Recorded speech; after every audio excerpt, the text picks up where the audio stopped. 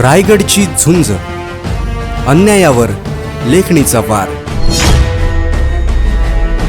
कर्जत तालुक्यातील पळसदरी डॅममधून एक धक्कादायक आणि हृदयद्रावक घटना समोर आली आहे. पोहण्यासाठी गेलेल्या अवघ्या 20 वर्षाचा तरुण पाण्यात बुडून बेपत्ता झाला आणि दुसऱ्या दिवशी रेस्क्यू टीमला मिळालं मोठं यश. पण यामागे नेमकं काय घडलं पाहूया हा सविस्तर रिपोर्ट.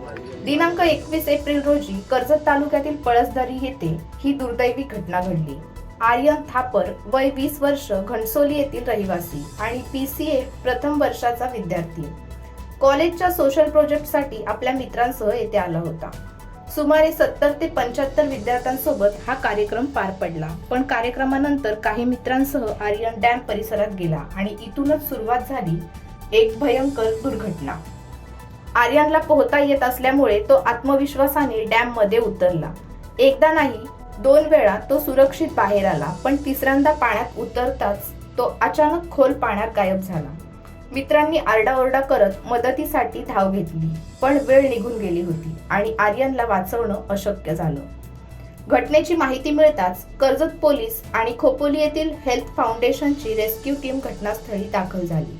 रात्री उशिरापर्यंत सर्च ऑपरेशन सुरू होतं, पण अंधारामुळे मोहीम थांबवावी लागली. आज सकाळी पुन्हा शोध मोहीम सुरू करण्यात आली आणि अखेर रेस्क्यू टीमला यश मिळालं. आर्यनचा मृतदेह डॅममधून बाहेर काढण्यात आला.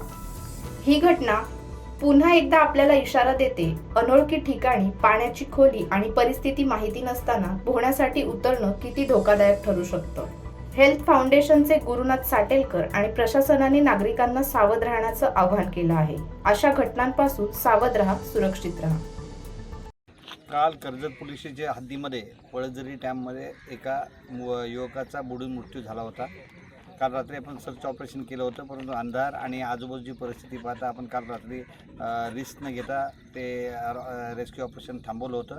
आज सकाळी पुन्हा 6 वाजता मी पुन्हा रेकी करायला सुरुवात केली आणि बऱ्याच प्रयत्नांती त्या युवकाचे, अर्थात आर्यन थापर नावाच्या 19 वर्षाच्या युवकाचे शव शोधण्यात आम्हाला यश आलं म्हणायला हरकत नाही. परंतु ही अशी दुर्घटना या ठिकाणी का घडते याचं कारण या ठिकाणची भौगोलिक परिस्थिती येणाऱ्या नवागतांना माहीत नसते आणि त्या कारणे या ठिकाणी बरेच मृत्यूचे प्रसंग होतात. या ठिकाणी आपल्या पोलीस पाटील आहेत आणि या ठिकाणचे स्थानिक आहेत, त्यांनी सांगितले की असे प्रसंग पुन्हा पुन्हा घडू नयेत म्हणून ते प्रयत्न करत असतात. परंतु पर्यटक किंबहुना ही यंग जनरेशन जे आहे ते त्यांच्या आव्हानाला प्रतिसाद देत नाही, त्यामुळे अशी घटना घडत असतात.